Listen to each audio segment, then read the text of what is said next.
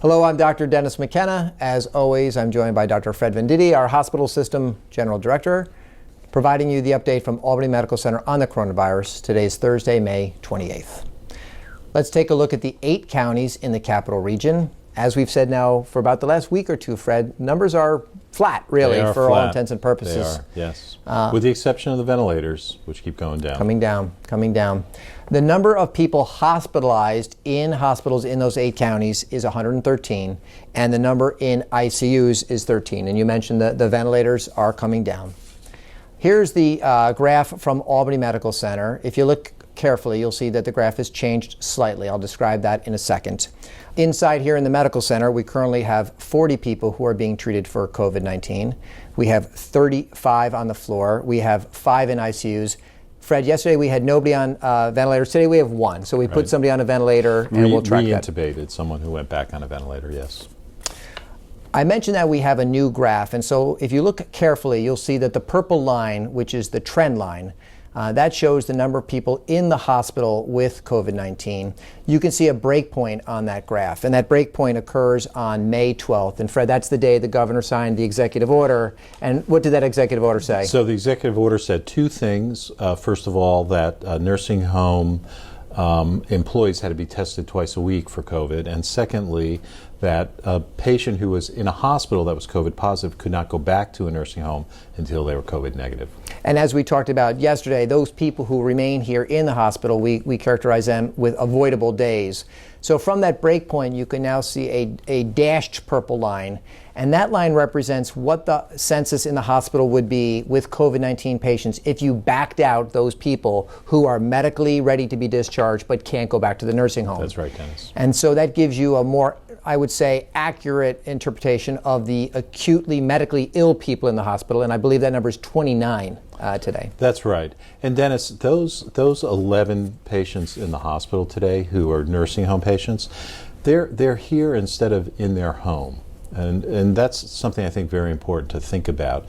So they live in a nursing home, but that is their home. There are familiar sights and sounds that are comforting, like for any of us when we're in our home. When you're elderly in a hospital, it's an unfamiliar environment, and people frequently get disoriented, and that's not good for anyone, including the elderly.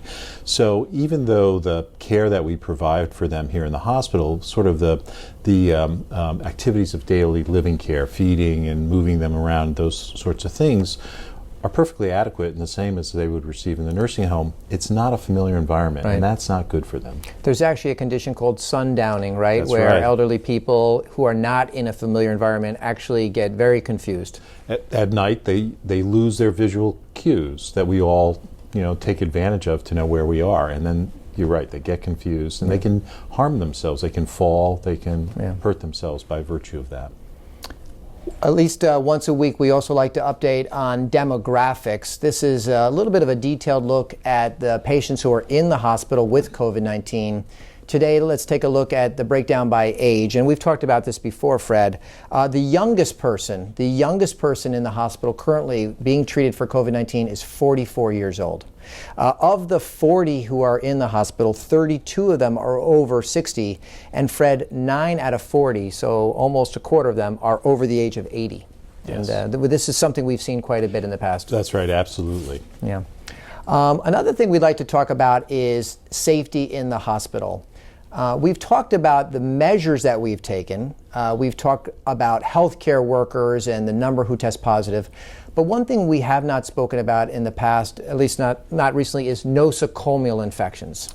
So let me take a crack at it, and then Fred, you can jump into. Okay. A nosocomial infection is something that we have characterized in the past. It's a well-known term to hospitals, and it describes somebody who comes into the hospital without any type of infection, and while they're there, they might pick it up. So give us some examples of that, Fred. So kind of the classic for us is the flu. Right. So someone comes in and is exposed either to another patient that has the flu as it's just beginning, or an employee that has the flu, again, just beginning, and they wind up catching it. And so we have said many times, and we believe it's true, the hospital is a very safe place. But in point of fact, even if you have the most rigid safety precautions, it's certainly possible sometimes for people to get the flu during flu season when they come in for something else. That's right. And I think in this most recent flu season, I think we had 10 nosocomial flu infections. So not a large number, but it does happen. So to the point of safety and whether or not this is a safe environment, we actually track whether or not any patients who come into the hospital who don't have COVID actually acquired COVID while they were here. And Fred, the last time this happened was quite a while ago. It was April 12th. 12th. So more than a month and a half ago. And I think, Dennis, the total number of nosocomial infections that have occurred during this entire pandemic here in the hospital was 4? 4. 4. Yeah. So again, a great opportunity to recognize the work of our staff to protect not only each other, but also protect our patients. So that's Absolutely. great news. We mentioned that last night's Journal Club was going to be on non-pharmacologic treatment for COVID or non-pharmacologic methods to deal with COVID. That's right. And Fred, I know we both listened, and you're going to give us an update. So it was a very interesting Journal Club last night. Again, the medical students present numerous articles on the topic, and then there are discussants who talk about it. So last night was really about what I would call sort of public health or epidemiologic approaches to the infection and really limiting the infection. So there were a couple of things that were talked about that we've talked about a lot: masks, hand hygiene, social distancing. And they were described based on the data that supports them. So there are actually studies, Dennis, out there, as you heard last night, that support the use of masks. Yes. That it prevents the infection from spreading. Hand hygiene, which we talk about all the time for all kinds of infections, very important, and also cuts down the spread, as does social distancing.